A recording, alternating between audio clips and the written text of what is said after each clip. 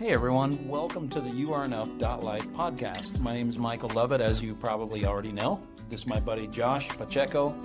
And today on our episode here, we're coming to you live from Castle Rock Library. Beautiful library. And we're going to celebrate our friendship, but more importantly, we're going to try to offer something of contentment, wisdom, whatever's on our hearts, so that maybe it would help you live your life a little more wholeheartedly, maybe find something that you're looking for, and hopefully just model an intergenerational friendship that we really enjoy. So hopefully you sense our joy in one another's friendship and what God is doing between us and among other people that are featured on this podcast. So today, welcome, Josh. What brings you to the show, and what are you hoping to explore a little bit today? Well, thanks for having me. I appreciate being here. I appreciate our friendship. Now friends for, a little over 2 years? That's pretty rad. What brings me here? Well, I am a writer, and I do really enjoy that. You've gotten a kick out of me producing out of that hobby. So the topics I've written about have featured in no small part in our conversations over the past 6 or 7 months. So that does bring me here in part. I am thinking at the moment about my most recent post. It was called All Is Well. If I remember correctly, I think you commented on it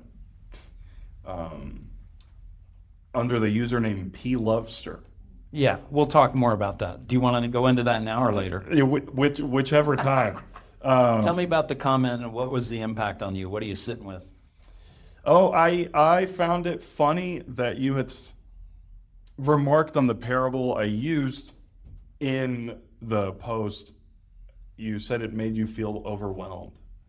I found that kind of funny. And that you enjoyed, it was probably in the last paragraph, the part about our entitlement of planning for the future. You got a little kick out of that quote. But yeah, I was interested in as to what about that little story I used was overwhelming. Offering this, Josh, I love climbing in your thoughts with each essay. 2 things struck me. The idea of leaving a relationship despite all other signs of goodness, truth, and beauty in a relationship because working through differing views of having kids is overwhelming. And this quote, yet we may misconstrue planning and thinking about the future as a right, not a privilege, and in so doing we invite worry in. For now we are entitled to our view of the future. It said it got you chewing on this. There you go. Yeah, when you were writing about a relationship ending because 2 people otherwise have a beautiful relationship, but then they disagree about having kids, I didn't want to make it small. Yeah. One wants to have kids and the other doesn't. Exactly. And neither did I, by the way. I was struck by the idea that somehow love couldn't conquer all, so maybe I'm really idealistic. And then right versus privilege. The privilege of, I think it was about the privilege of having everything turn out our way versus the right of having everything turn out our way. I think that's where you're going, right? Yeah. Okay. So the overwhelm, it must be overwhelming to look at a relationship that is otherwise going really well. And there's one area, there's that one thing. There's always one thing. And that's something that I would say to anybody listening, there's always going to be one thing. There's always going to be something. It's like, oh. Well, if only. Yeah, because we're marrying or relating to or dating someone that is so different from us. That's the rub.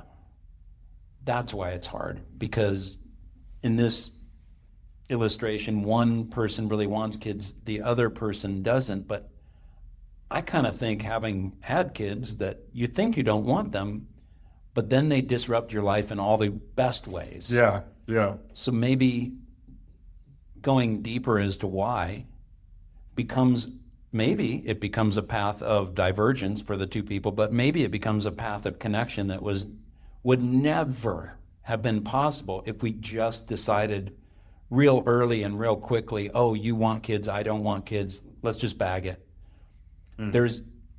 So I think what I'm landing on is it just really stimulated my thoughts about why does the younger generation possibly not lean in? Why might they possibly not persevere?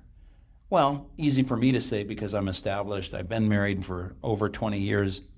And I'm sure throughout the ages, if a woman could not have children or if there was a difference of decision about having kids or not, I'm sure this is not just recent.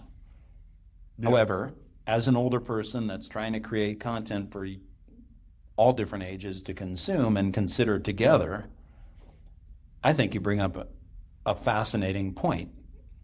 What's our take on having kids as we come together dating? What's our take now that we've had kids if we're married?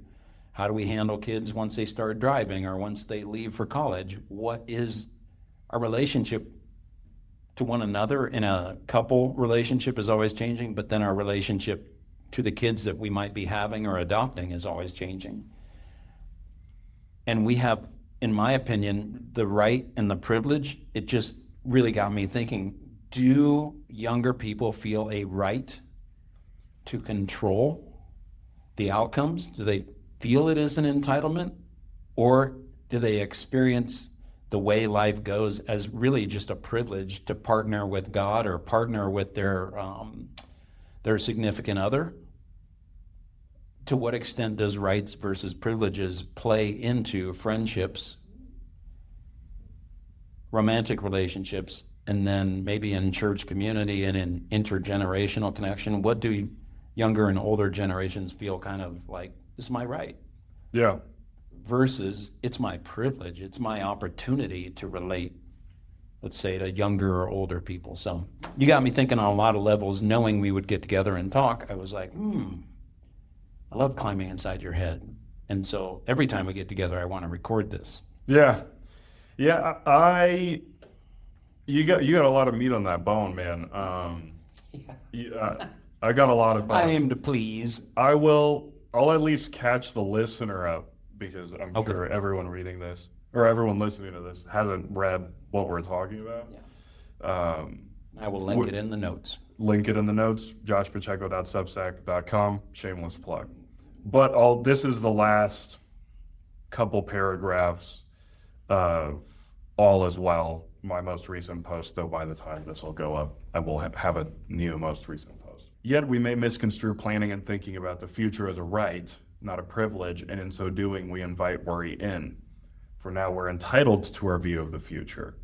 We mustn't forget that making it to tomorrow is a belief, not a certainty. I'd imagine we'd hold our convictions on what tomorrow must bring with a little less fervor if we remembered this. For all the "you only live once" platitudes I've heard, I've observed a great deal of people who behave as though their days are unnumbered. Mm-hmm. I think in response to some of the questions you had, some of the thoughts you had, I don't think it's a specific to our generation thing about expecting a certain thing out of life, expecting that life should work a certain way. It depends on who you ask. It depends on the community around them. I think a lot of people that I've known, especially in church, people that have given them advice or have given them input have phrased this structure of input as kind of the answer to the unknowns of life. So in the example I used with your friend Carl and the person they're dating, I thought it really important in that parable to not be Carl. I wanted it to be like, you are giving advice to your friend Carl. I think we get, it's a little different. If someone's coming to you for help, how ought you to help them? Okay. Like, would you provide them with the advice, which I've heard, like, I think is reasonable, of like, well, you don't have the answer to the question, so it's probably best to just get out. Right? Like, that would be most people's advice. But In your experience with people of your age, that would be the advice. If it gets that hard that quick, just. And as it pertains to Western Christianity trying to figure out a formula for dating, I've seen this come up a lot. Because the example I used, it's derived from what happened to a friend of mine really recently. I just changed the name of the characters and I changed the problem. Okay. But it was a similar issue. They didn't have an answer to a question that I don't think really had implications on their relationship right now. But they worried about, like, what if we disagree on this in the future? What are we going to do? And unfortunately, they weren't even at a real commitment stage yet. They had gone on probably 6 or 7 dates and were enjoying each other's company. And the girl pulled the plug. She was just like, I just don't see this, working out. If we end up disagreeing on it and trying to figure it out, it'll feel like one person's dragging the other person through it. Well, I'm good. Fine. But it's just like what I was writing about. Like, I had never seen my buddy like that excited about something. Right? Like, he was telling me about all the things he was doing for her, stuff that he wouldn't do for me or for any of his roommates or for any of his friends, right? Like, but this particular person, because of where they had gotten in the relationship, she was bringing something out of him, a unique side of him that I had yet to see. And when he was asking me what he thought, what I thought he should do, that's what was like the impetus for writing all of this. Because I was like, I don't see what the big fuss is about. And it was too late because she had already pulled the plug. It hadn't happened yet. Okay. That was still to come, but at that moment, the question had been asked, and they were just kind of like still in the limbo of figuring it out, but no decision had been made for or against yet. And I was just like, all of the other stuff that you've told me is really good, and I would find it horribly lamentable if the two of you quit on this just because you don't have the answer to this yet. And yeah, right. Like, ultimately, it wasn't his choice. It was a choice of his counterpart to do that. Again, fine. I would hope that he derived a certain lesson from that about like choosing not to worry, and that may have alleviated him of a certain burden of the future. Again, this is where that entitlement of how the future should work out comes up. Because even in past relationships I had, in seeking input on where to go with them and stuff, it felt like a lot of the time we are building the formula so that all the answers are there, and you don't really have to take a risk when you're jumping into the commitment. And I think that sets up a false expectation, because like, even in the relationship prior, a few years ago, I'm married now, but a few years ago, I was in this a relationship, and like everything else looked great. There were a couple key concerns, but largely I was like, this should be fine. Okay. And it ended up not working out because all of this stuff was good, but us loving each other didn't triumph over the concerns. Okay. And I was really upset because, and rightfully so, I felt I had been led to believe that, given the way that I had built things and the expectations that we had made and stuff, that like this should be surefire.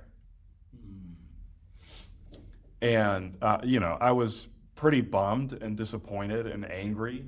And I wish I could have told that version of myself that the risk was worth it and that all of the disappointment came from the expectations I had made of the future. Okay. Because I wouldn't go back and say, don't do that. I think I learned a lot from the experience. But yeah. Well, that's a lot of upheaval, a lot of disruption.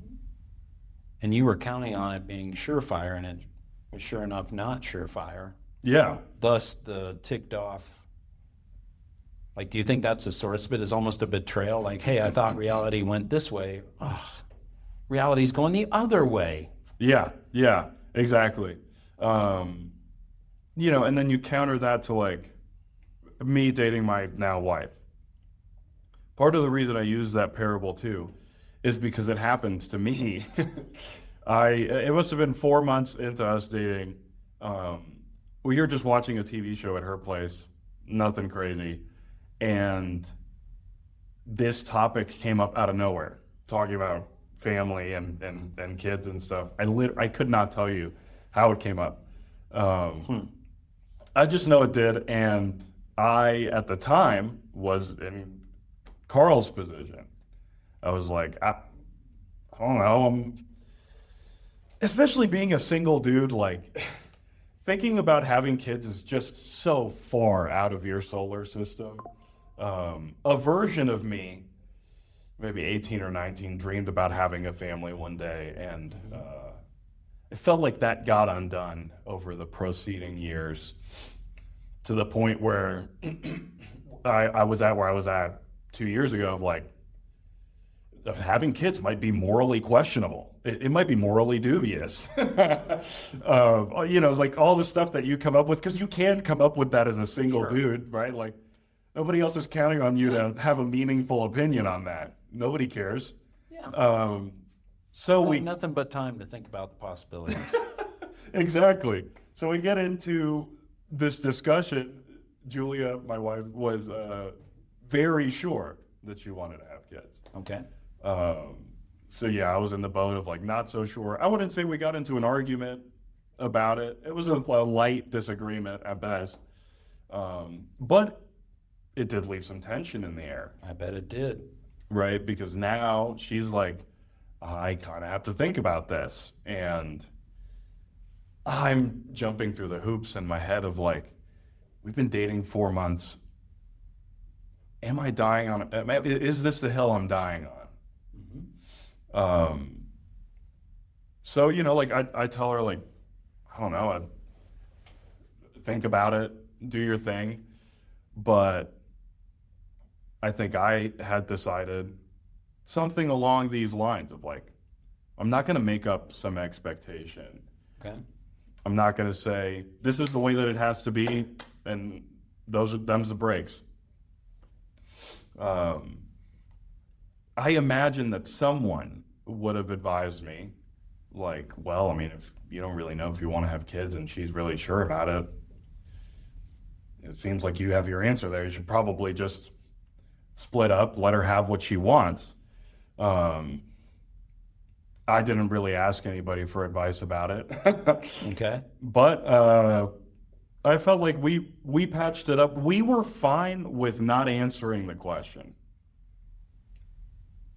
And that's what you're saying maybe some people aren't okay with. Yeah, like because there's tension. There's a certain tension with both of you knowing that there's like an unanswered question in the background, but that you don't have the crystal ball to tell you this is where we're going to land. And that's in that tension is where all the good stuff is. Okay. That's where my theory, all my opinion, of course. And was it your experience that the tension lingering from that 4-month in conversation about kids or not, did that tension bear fruit later? Yeah. Or are you still in the tension? No, it did bear fruit because I think it helped me more fully develop where I was at. Wow. Why I was so dubious about whether I wanted to have children or not. What did you learn about yourself from sitting with the tension? Because I think you're hitting something that maybe a lot of us don't have patience for. Yeah. I learned that the place I was in was, I had seen a less than exemplary sets of parents There you go. throughout my early 20s. And my parents, as much as I love them, I wouldn't say also hit the mark of excellent parenting. I also wouldn't say that my standards are astronomical, but like, Yeah. you know, my parents are a whole other podcast episode for sure, or at least, the effects that my childhood had on me, being homeless from like the ages of 16 to 18, my parents being kind of religious fanatics, like, you know, all of that had some very strong implications on how I would view having children later. That moment, like those moments and memories I shared with them throughout that time have stuck with me for years now, because I realized that like having kids wasn't going to be about me. That's right. It's not. Yeah. It wasn't going to be about what I got out of it, right? Like it was going to be about them. And it would be hugely impactful for me who my partner would be. Because if we partnered together, and I realized that like the two of us won't be able to find heaven on earth in the circumstance of having a child together, then I don't think I want one. Right. And for the sake of the would-be child. Yeah, for the sake of the child. So all of that stuff, like having this circumstance with my wife, helped me put together that whole, whoa, like this is the inner workings of the desire here. The desire you had to either control your outcome or not have kids, or what?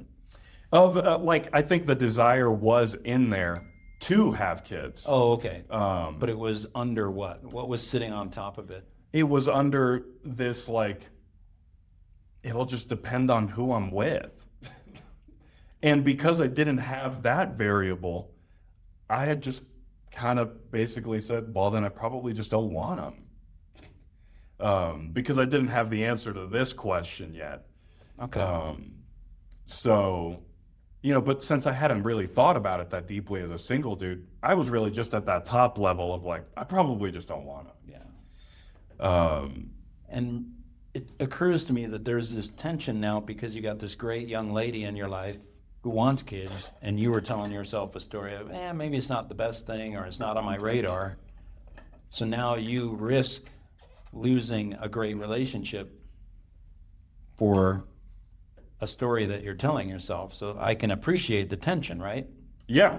I think I enjoyed the luxury of, at the time, I had been a Christian for practicing, like in seeking relationship with God for 8-ish years at that point.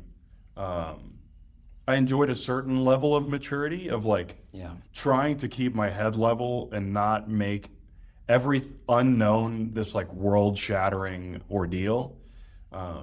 I've certainly suffered from that in the past. It's happened to be in other relationships. And usually I would then seek advice as such. It was an emergency.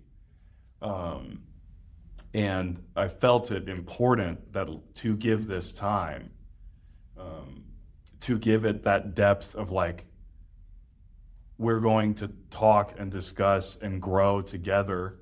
And if we involve other people's opinions, it'll be for the support of for the purpose of encouragement and exhortation.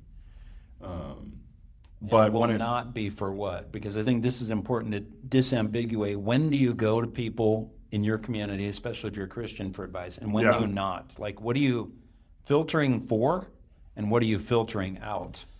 I think, based on your experience, what was your mindset, if you had gone to someone, what would you have been very aware of Yeah. taking and not taking? Yeah, I think Julia and I could be the only two people who would make a decision on us. Right? So people trying to give advice on what decisions we should make on us was, for us, kind of like a no-fly zone. Like it's us too. We have to figure things out and come to conclusions together, or leave things without answers together if we choose that, like we can't answer something right now. Because we dealt with that a lot, especially on my end. Depending on the audience here, listeners may or may not know, but the Churches of Christ organization depend a bit on this like plan of salvation, Bible study work and stuff like that, which I've never defamed.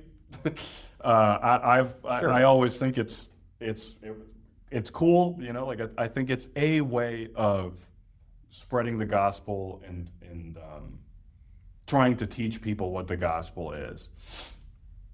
My wife didn't come from that whole group of things. So, I had certain views on this whole doctrinal thing, and I think we lined up pretty close on it. Certain things we didn't have answers for. Fair enough. And that was really important for me, that this is not something, hey, Joe Schmo, what do you think of this? What should I tell her? How should I deal with it? That was going to have to be something the two of us deal with together. Nobody else could tell me, well, she has to make her mind up about this, and if she doesn't, then you call it, right? Which, even if someone had said that, you could have said, well, thank you for your time and opinion. Yeah. I will go forth and do what I see as best. I'm very interested in you walking this out, because we're ostensibly on a podcast about wisdom and contentment. Well, here we're talking about wisdom, but I think we're also talking about contentment, because you were content with letting it be in-house. Mm-hmm. The wisdom is it sounds like you're saying, to let God reveal what might happen and to be flexible enough to let it happen, rather than asking another outside person, another human being that's prone to error, for their decision-making in your relationship. Wisdom is one thing, but control, masked as advice, is not something you're open to, and creating a precedent where a lot of cooks get in the kitchen, it sounds to me like you're saying that was not something you're up for. And so as I'm sitting here listening to your story, I'm thinking, wow, Josh has a high tolerance for nuance, for tension, for not a lot of answers right now. And I'm wondering, where does that come from? Is that because you were just so infatuated with Julia? Is that because of your upbringing with your parents? Is that because of a combination of all the above? Where does that come from? And do you think that your way, the way you did that relationship, is that relatively common in your generation? Do you think there's something of a disenchantment with outsiders getting in to relationships? Yeah. So I said a lot there. I think my question is, how did you become the kind of person that could handle this unique situation? A, you're dating outside of your denomination. Let's just call it that. B, you come to an impasse of sorts where you want two different things, you think, about children. Sure. How do you become the kind of person that can hold that nuance? I'm curious about that. Yeah. And I'm with you on the Church of Christ culture may not always be welcoming of someone that can hold that much ambiguity. Yeah. I just wonder, that's a good way to put it. Have you thought about that? Like how you became the kind of person that could A, date Julia, B, hold a really big thing like kids or no kids in dating that most people would say, that's a deal breaker. Yeah. Yeah. What do you think might be the story under that? Yeah, that's a great question and great phrasing. I appreciate you working through it in such a way. I think I've reached certain crisis points in my life, places where I said, if I'm going to keep doing this, I have to figure out a new way of doing it. Like a really big one for me was in 2020. I can put it so verbosely now, but I couldn't have when I was 20 years old. Okay. That at that time, I discovered that the primary motivating factor of my faith was guilt. That's huge. And I reached this impasse of, I don't think not being a Christian was on the line, but truly, like, if I'm going to keep being a Christian, I can't do it for this. I had reached this place where I realized I was getting nothing out of it anymore. Out of the practice of going to church and maintaining relationships and stuff, maintaining appearances, for the sake of serving this like moral anxiety I had all the time of, am I doing the right or wrong thing? It was the burning question on my mind at any given moment. I made myself suffer a lot for that, for seemingly no reason. But yeah, I did. I carried this heavy sense of like, everything I have to do has to be defensible. To whom? I thought it was to God. I realized that it was a lot more about people, like, especially because of how much, I wouldn't say it's a Church of Christ thing, just like churches in general stress the, like, who are you in discipleship with? Who's hanging out with you? Who are you hanging out with? There is this like constant stage play to it all, enter stage right, exit stage left, the props, the plot, So the that's to decision say making. there's some hypocrisy because we're playing a role we're not living out in our total integrity yet. Yeah, just like so much of what I was doing was fueled by this, like, is what I'm doing defensibly right or not? Yeah, it was just all ever present. So guilt was the first public enemy number one. Okay. For sure, around that time. And then it was a few years later in graduating from college, starting to transition into adulthood, even though you're technically already an adult in college, but certainly aren't treated like it. I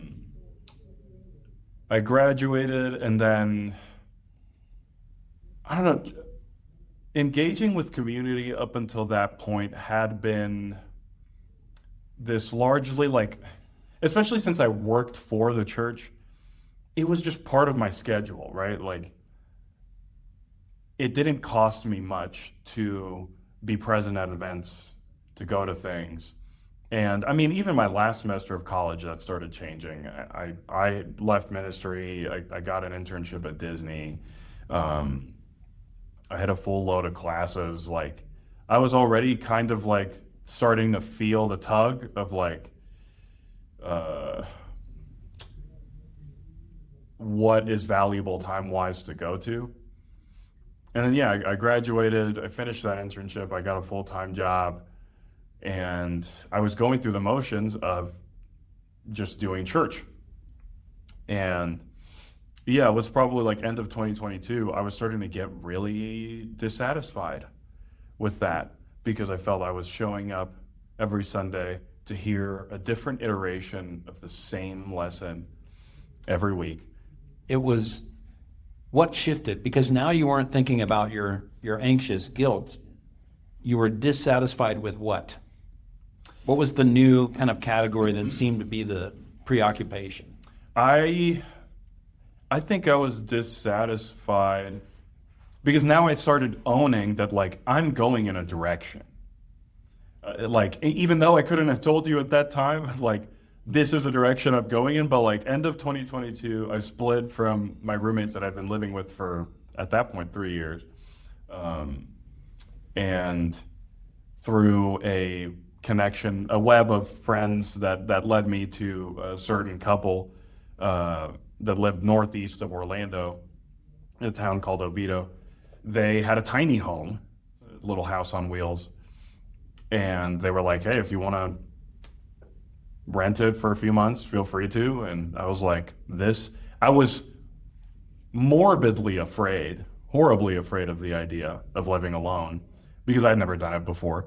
And because I think what our, Christian church culture has a certain view of men and what they do by themselves. Yeah, that's true. So I had a fear, and it was probably, I would say, the first time in my life that I leaned into the direction of fear instead of away from it. I was going to say, it sounds like an initiation. Yeah, and it was initiated by me, prayerfully. I thought the opportunity was from God, and I followed it as such. Okay. I thought it was an opportunity that God was putting at my feet to say, here is something you don't have experience with, an opportunity to grow. If you want to take it, take it. Because I could have just as easily kept living with my roommates. We were just going to move to a different spot. But something about it felt valuable to me, about I've never lived by myself. There's a lot of fear around this particular topic when it comes to men in Christian church. So I just wanted to go for it. And that I felt like was setting me off on a direction. And it came in tandem with this realization of what am I attending here? What are we? I show up to this. None of us talk. One person talks from, an elevated platform. And we all have this shared agreement that person is kind of talking to a theory of a person in the room.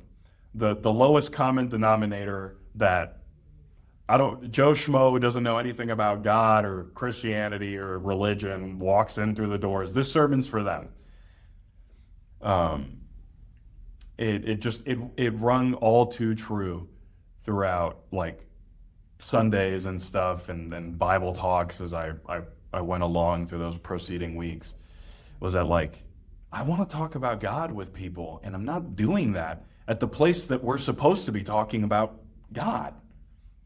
So on Sundays you were listening about God, and at your small group, what was happening there that just didn't jive with your needs? Was it not about God, or was it not enough people talking, or was it? To me, what was at the time, miss? It wasn't about God, right? For the name of the thing being Bible talk, we were talking remarkably little about the Bible. What did you find took up a lot of the conversation? I mean, pleas for being vulnerable. We talk about podcasts and books and stuff. But yeah, it was all with this tinge of being vulnerable, talking about ourselves. And look, there's a space for that. Like I said, me talking in this way because I talk very passionately about things that I believe in. Sure. Even though they are my opinions and not facts. But I was I honestly don't want to hear about any of y'all. Okay. Which sounds selfish, but I wanted to talk about God. I wanted to marvel at the collection of circumstances God was creating in each of our little pockets of lives. So it's put wrongly to say that I didn't want to hear about other people's lives. I just wasn't hearing where God was factoring in to their lives. I'm hearing a lot about work is fine. Yeah. I hate work, or X, Y, or Z, but I'm not hearing God is doing this. Right.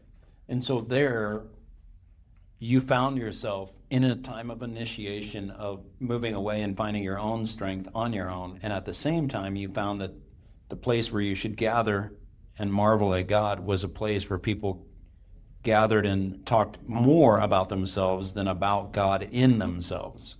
Yeah, I think that's a great way to phrase it, and that the dissonance between the two directions was what was becoming more and more difficult to tolerate. We're especially once I did move into the tiny house, because I didn't have this crowd of voices around my life and behavior all the time,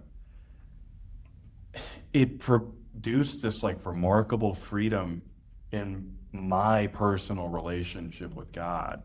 And I found all of these quiet moments between me and God that nobody will ever know about. Moments where I got to marvel at life, look at a lake, read a book, look at birds, like listen to bird song by myself, like play music, like all of these really remarkable moments. And yeah, as I kept feeding into community, I didn't find that sense of that marveling, in my conversations with people. Everything just seemed rather mundane. Fair enough. And I felt like the track I was going on was illuminating this part of life that was far less mundane and far more holy. And not that those two are opposed to each other. There is holiness and mundanity. But yeah, I think the holiness was redeeming mundanity, and I wasn't seeing that in the regular Sunday gatherings, or it's just like the regular song and dance of it all. So to trace the line there of like where we are here, the guilt thing was really imperative, because I wouldn't have been able to ask the questions I did about why I practiced my faith and community the way I did if I hadn't answered the question about guilt first. Okay. Had a cough. The spiritual discipline we're lacking is, what do you think? We're stuck in worry? Yeah, we're stuck in worry. We keep coming back to it. We want something we cannot currently have. What are we lacking spiritually? Self-control. Okay. Or faith. Okay. And it's probably not so likely that we could get a real, authentic, good and true and beautiful faith from processing all that worry all the time with other people. Yeah. And trying to get the answers to it. Right? Maybe their stories will help, but their control, their advice isn't gonna. Yeah, and that's why I caution against like your first instinct when there's a question unanswered is to gather a council of thinkers and let's answer it, right? Like, right. There's a place for that, surely. So you're saying we have to let go of the insistence on answers. It's almost like we're idolizing answers in resolution to our current discomfort. Certainty is a great idol. Okay. It is, but it is one of our own making. It's huge. Well, I really appreciate the time with you, Josh. I'm wondering if you could close us with a little bit of advice to the person that feels. I have two directions here. One is advice that you're getting right now, maybe one piece of advice or one category you're looking for advice from the older generation from. But I'm also curious, we're recording this and trying to add it to a series about feeling behind.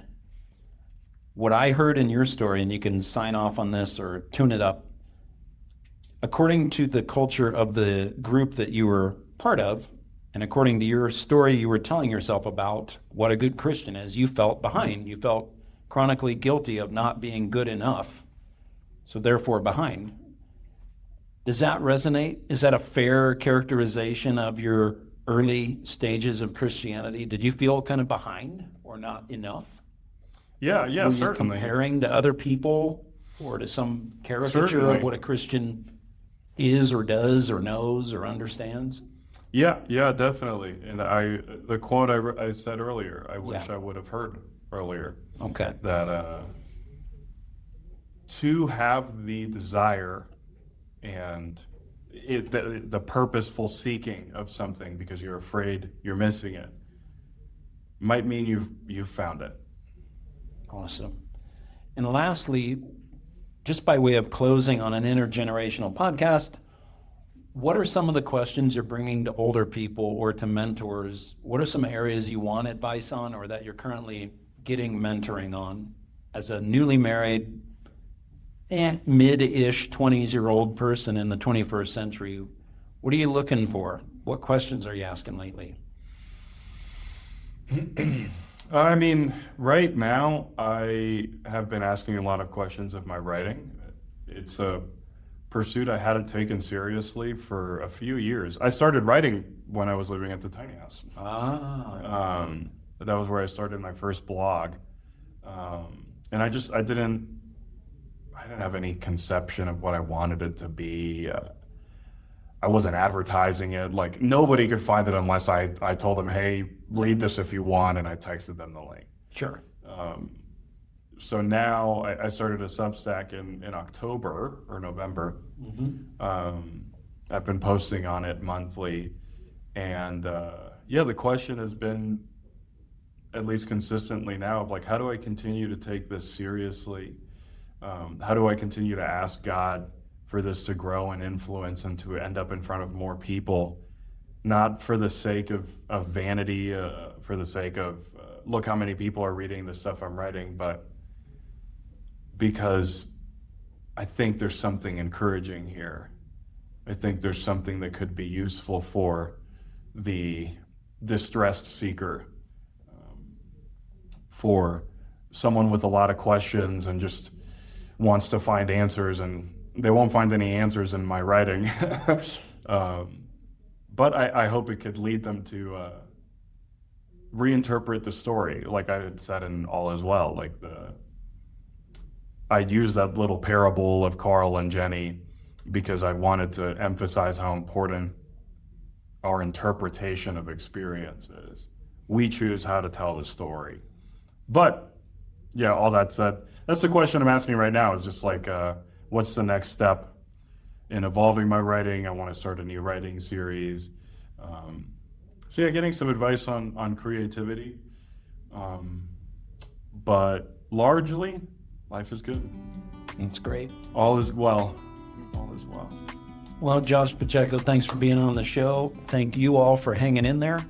Very grateful to have you on the show, and very grateful to have you as a friend. So yeah, with that, we're signing off. Yeah, thanks for having me.